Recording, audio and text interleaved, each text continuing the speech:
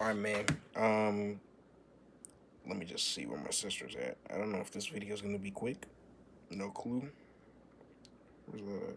Oh, yeah, we're good. Um, quick little video, right? I say that and I be yapping for 10 minutes. I'm gonna keep this short. I'm gonna go on a bit of a tangent in this one.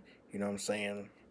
But I'm just gonna get this out, and I don't really give a shit if this offends anybody.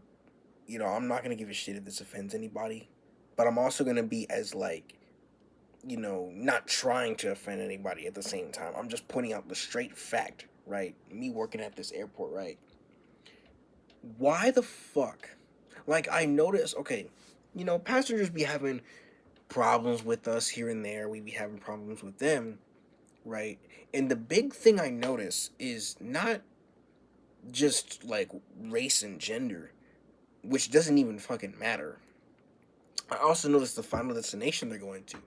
Usually people coming from or going to Florida are the ones that be just the most just ghetto and just damn well they're gonna be a problem, right? You know, and then now we're gonna talk about age. Now something else I noticed going back like into like the people that bad customer experiences. I noticed that it's always older folk that are the ones coming at us with an issue. Now I know that sounds like ageist or whatever the fuck that word is. I'm not entirely sure, but hear me the fuck out. And I'm not hating on, cause gang, there's been a lot of elderly old folk that were nice as fuck, right? Cool, nice, right? Even like, and they could be the biggest handful, but they're nice. Like, you know what I'm saying? One time I got trapped, held hostage by this one lady wheelchair. Not even in a bad way. She was just really nice, and I'd feel bad if I just walked away. Like, you know, I don't think I told this story yet, but I was taking up a wheelchair through TSA. She didn't have real ID, so we had to spend minutes um, paying the $45 fee. And then we got through TSA, and she's like, "Oh, you guys have clothes here?" I'm like, "Yeah." And I did not know that our job only restricts us to just dropping them off at the gate. You, what if they can't walk to the bathroom? Like, I think. Oh yeah. Speaking of that, so we're only supposed to push them to the gate, but I didn't do that. So, I got her some clothes. Well, I didn't get her. She wanted to go a little bit of shopping around the airport. We're not supposed to do um, food and, went to the gate. She had to use the bathroom. She's like, watch my shit. Watch my stuff. I don't want it getting stolen. I'm like, all right, bet. And then, gang, I was literally there. I was literally upstairs for like an entire hour. I didn't bring my phone with me or a walkie-talkie. So like my team was like looking around for me and shit. It's like I was up there taking up a chair, But anyway, she wasn't rude or anything, but she was, a bit, you know what I'm saying? But she was nice deep down, and she gave me $20. Even if she didn't give me money, I was mad at myself for just being so gullible and being too nice. Like, but anyway, like all the situations where we had customers mad at us, it's always like they're at least 60 years old, I swear. Let me give you another example. A guy was trying to change the date of his flight. Red flag, they come to the airport to do that shit. Right? Me personally, I'd be at the house. I'll be like, they waste gas, right? Or they use gas to come to the airport to do that shit. Right? Understandable. They don't really know how to work phones. Okay, cool. I understand that. A lot of people my generation don't, but I do, right?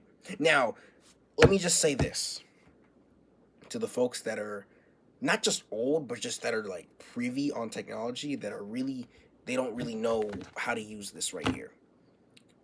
By 2035,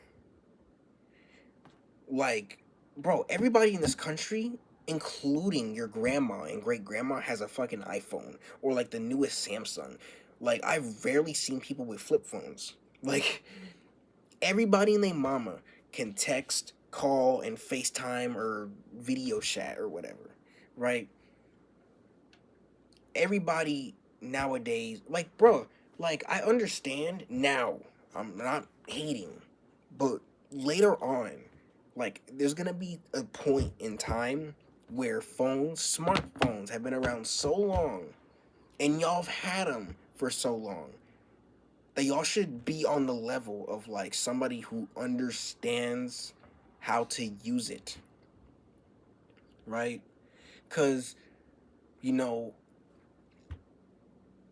flip phones are literally like they're getting droughted out and replaced with this, and Samsung phones, like smartphones are taking over, and they've been taken over. People thought everybody had one back in 2015, right? Like, you know, but anyway, like, yeah, this one lady, I had to push a wheelchair down, older, elderly woman. She does not even know how to, you know, she doesn't even know how to turn off airplane mode on her phone, but she turned it on. Don't ask me, what that means. But yeah. Another thing I like to point out. Oh yeah, let me get back to the guy who was trying to change. Okay, he was trying to change his flight, and he got combative and rude and loud quick, because let me just tell you how this job works. So our airport, we go out, the shifts we work are usually 3 to 2 hours, right? 2 to 3 hours. And why is it 2 to 3 hours? Because Delta wants us to check in within that period. I think in places like Raleigh and Atlanta, you're just there for a specific amount of time, probably also 2 hours, so you can take a break. um it's like a specific time window of checking in. The plane comes in, you do the flight, and then you're done, right? The only flights we are talking about, can access, and can answer good questions about is the one we're doing right there, the one that we're getting paid for right then and there. We cannot access, for example, it's 6 p.m. today.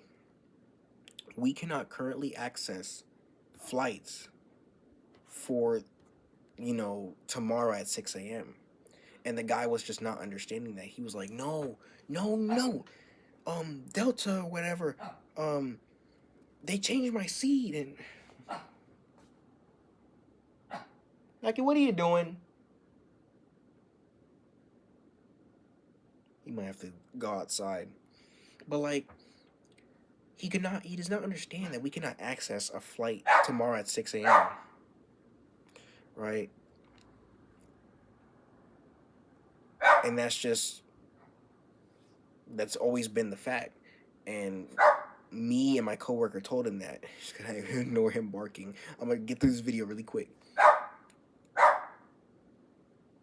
Bruh. Lucky.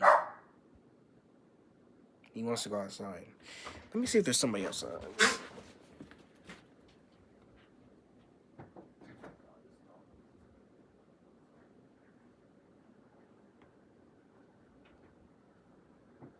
I'm gonna take my dog out. Give me a second.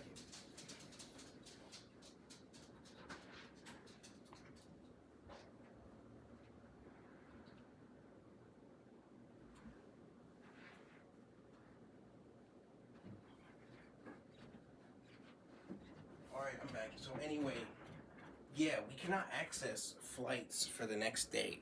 Like, because there's this button in the application we use to check in called manage flight. We can't manage and move seats around, right? I'm pretty sure you guys know what I mean. Like, we cannot access flights that were not working, right? And he did not understand that. It's like, And then another time, they're all, that population of people, they're always the ones mad about weather delays, right?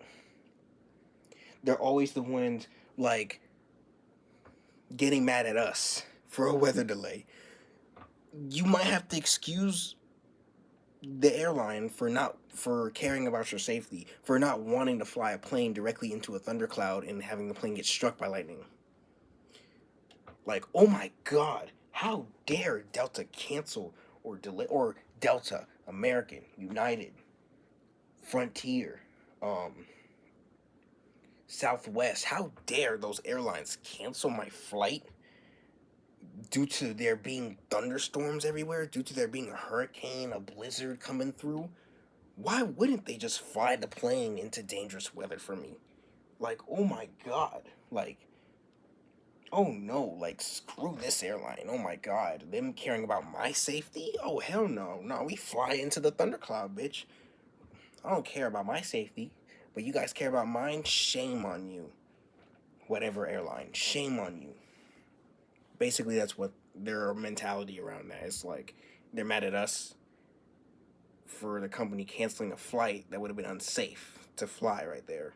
Or they're canceling a flight that's not even at the airport, because in Atlanta they're having thunderstorm meltdown. Bro, Atlanta, that airport sucks in terms of delays, because if one gets delayed, they all get delayed. I'm talking hours, not no 30 minutes like in Raleigh, right? And it be clearing up quick. Hours. And it does not clear up until the next day. Any flights coming in and out will be delayed, right? Because they be having ground stops for the safety, but the customers, they don't give a shit. And by customers, I mean, yeah. And then a last little anecdote.